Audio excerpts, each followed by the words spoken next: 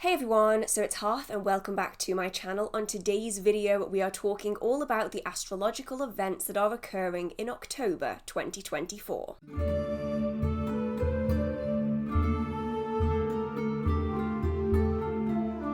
Now, if you've watched my content before, you'd likely recognise this segment as usually being part of my What's New in Witchcraft series.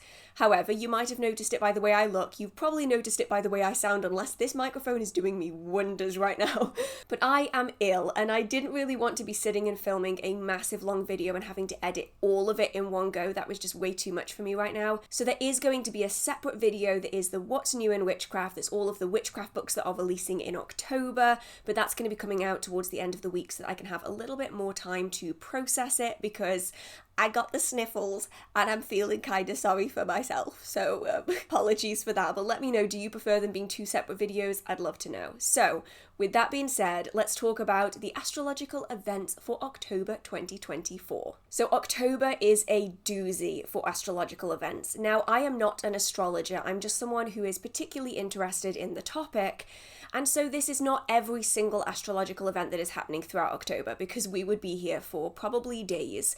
The minute little changes and adjustments, the little percentages that change here or there can make a massive difference to the energy, but it also takes a lot of time to be able to process all of that information and to figure out what means what and what's significant. And so I've taken some of the events that I consider the most energetically significant, and hopefully you can apply it to your own magical practice if you would like to be working with that energy in your spells and rituals. Now, I do think it's important to remember that you do not need to be using astrological events to have success within your witchcraft.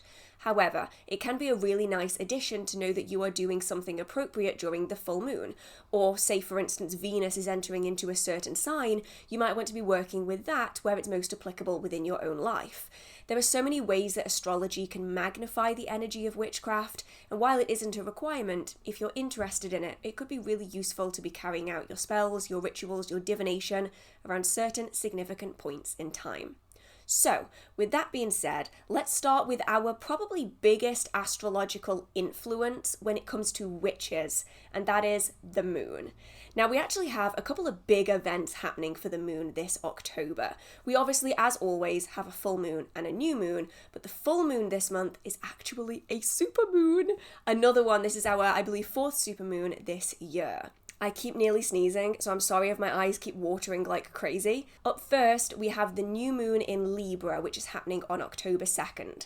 This is also the date of the solar eclipse. Now, it's not going to be visible all around the world, but the energy is going to be incredibly powerful. Now, specifically when we're talking about the new moon in Libra, we are talking about a lot of balancing energy. New moons are traditionally seen as times where you want to be cleansing out the old, removing the bad habits, removing the unwanted things so that you can then start the cycle anew. When it comes to the new moon in Libra, it's very much about finding balance in your life. We need to be balancing the scales before we can make progress. This is going to mainly focus on platonic and romantic relationships, and may well include the conversations that have yet to be had. We are talking big emotions coming to the surface, so it's not going to be super popular for anyone who doesn't like feeling their feels, but this is going to be a time where things need to be said, and these could be things that are uncomfortable or things that are really, really joyous that maybe just haven't been said yet. So it could be simmering resentment that's going to come to the surface, or it could be feelings that are really big and scary. Perhaps they're new in a relationship and they haven't been vocalized yet. Perhaps it's about taking steps to progress forwards, or at least having a conversation about it. These are all really big, unsaid things, and these are really what this new moon is going to be focusing on. These conversations need to be had before we can progress forwards. And so it isn't necessarily going to be super comfy for everyone, but what's going to come out of this is that transformational energy. So we are taking the uncomfy conversations that we might be really scared to have, whether that's scared that it's going to go really wrong, or perhaps it's scared that the other person is not going to feel the same way. We're taking all of that energy and we're transforming it into something better. And especially during this eclipse season, it might feel really, really chaotic. It also might be a good time to say, I'm not going to be doing any workings for this new moon. Instead, I'm just going to allow the energy to run its course. Because while I'm not going to scare anyone away from doing witchcraft during eclipses, it can have a tendency to give you unexpected results. Those results might not be wrong, they might not be bad, but they might be different than you were hoping for. And so if that's not something that you want to deal with, it could be a time to put down your wands and instead just focus on having those conversations and dealing with that energy on a very mundane basis. However, if all of your conversations have been had and you aren't really sure where this might show up, it might be a case of finding balance in those relationships. And is it something that can be looked at?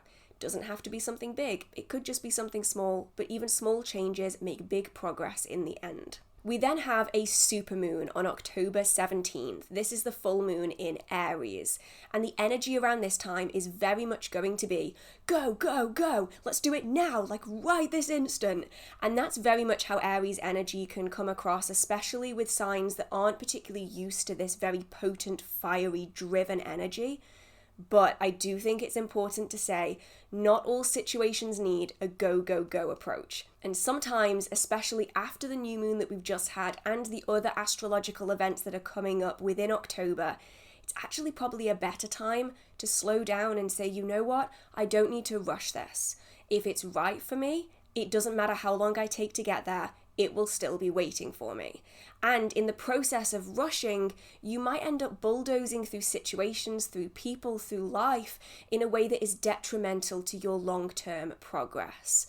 So I know it might seem really counterintuitive, especially when the energy is very, very intense. Instead, it might be a good time to take that additional energy and channel it into other things, whether that is your family, whether that is your friends, whether that is some you time. This October seems to very much be about looking inwards and being patient and also being a little bit slower with life.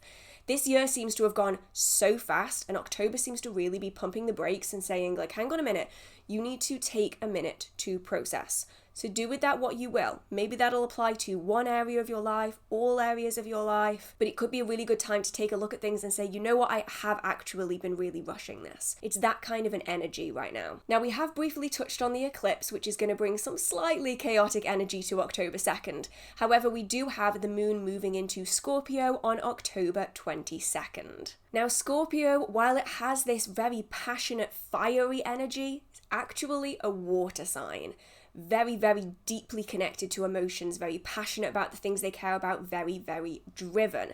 And that energy might be really intense for the other water signs. It also might be really intense if you are of an opposing sign and maybe you don't like dealing with your emotions. This is going to be one of those love and hate time periods. Some people are going to love the intense emotions that are going to be happening.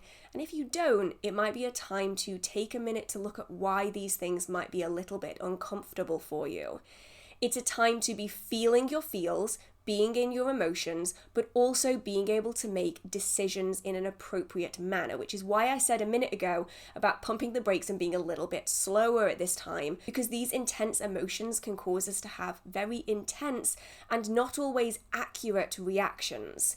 Our decision making might be a little bit overwhelmed with emotion, which is why it's important to really take a step back, to be sitting in our emotions and really feeling them so that we can then process them in a way that is going to be really useful to us. So water scrying and water divination, water magic, all really good things to be carrying out this time of year, as well as any kind of journaling or diary writing that you want to be doing to take all of those really big emotions, some of which you may well have started speaking about on October 2nd, and be documenting them down. And you may well over the months notice that as the energy is quite high, your emotions go quite high with it, and when the energy drops, your highly emotional state may drop with it. You may also notice other patterns in your life that might need adjusting and changing, and that could be to your betterment, whether that is regarding witchcraft or not. We're then moving to the retrogrades, and this is primarily what I wanted to be focusing on in today's video.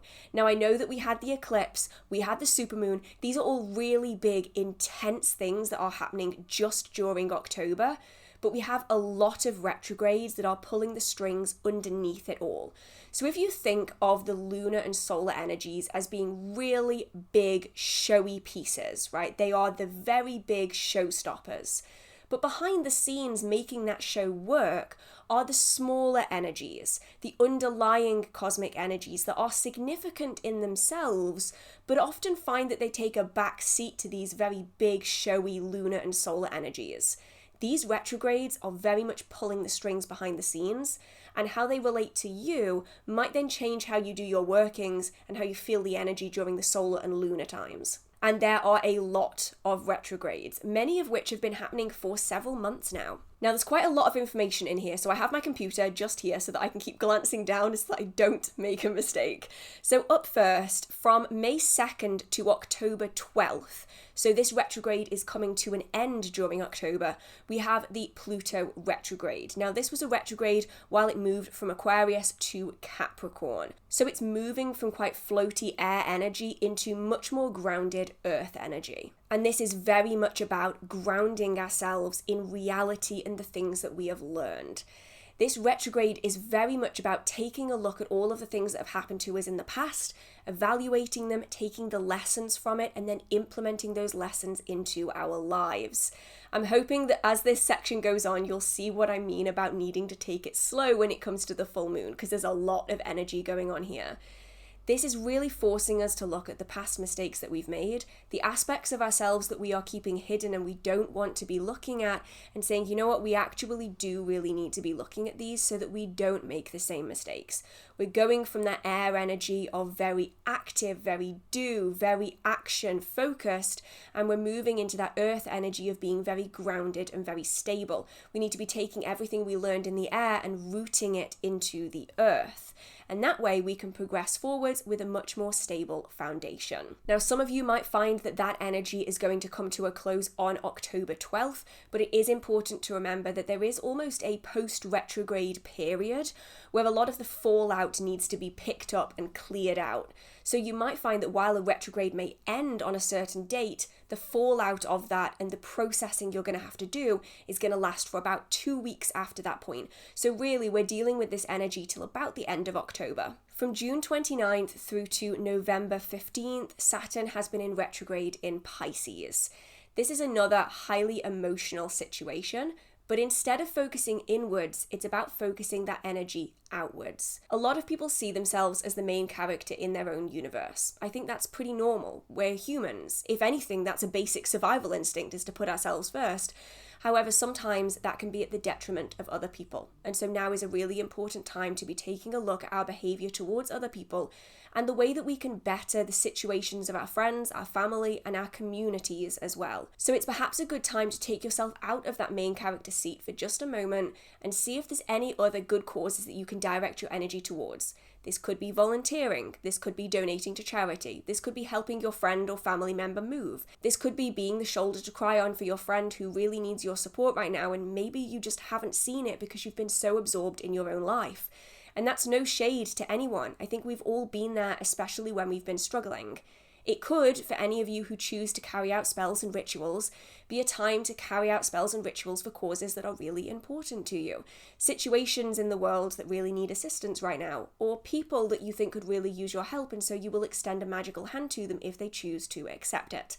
There's a lot that we can do here, but even if you don't choose to do any of that and you just choose to self-reflect, self-reflection is really, really important. From the 2nd of July to December 7th, we have Neptune retrograding in Pisces. So we have another Pisces going on here, even more high emotions. And this one is not going to be the easiest for everyone. This very much leads on from the Saturn retrograde, where we need to be looking at the dark parts of ourselves, the bits that we've kept in shadowy corners that we don't want other people to see, the things that we are hiding from ourselves and others, taking a really hard, well-lit look at those things and figuring out what to do with it. Think of this as akin to going through your junk drawer. I know that everyone has one, that drawer where you throw old batteries, pieces of paper that you don't know what to do with, those tubs of paint that you use for swatching paint. I know you have some that you just have rammed in the back of a drawer because you go, oh, what if I need to patch a bit of wall up? And you've never used them and they're probably dry and they need to go in the bin. Yeah, that drawer is what we need to be sorting through emotionally and energetically. So we're talking about doing some cleansings. Maybe you need some personal cleansings. Maybe you need some house cleansings. Maybe you need to be cleansing out some bits of your magical practice. Maybe there's some things that are no longer serving you energetically and you no longer need them and you can clear them out. Maybe it's a time to be looking at the things in ourselves that we are not processing, not working on. And if you need it, perhaps even going to talk to someone who can help you work through these things in a safe and secure environment. It could be a good time to journal, to document down the things that you really need to be focusing on, to carry out some meditation, to work with your guides and your guardians. These things can be all really useful. but it's very much about being honest about who you are. This isn't a time to be hiding the shady, not so great bits of yourself from yourself. Now is a really good time to be healing those unhealed parts of ourselves and looking into those dark corners and sorting things out in a way that is safest and best for us. And then, if that wasn't enough, we've had the Uranus retrograde, which is from September 1st all the way through to January 30th, 2025. It's mad that I'm already thinking about January 2025, that's bonkers to me. And this is really a time where we need to be focusing on the small progress we are making.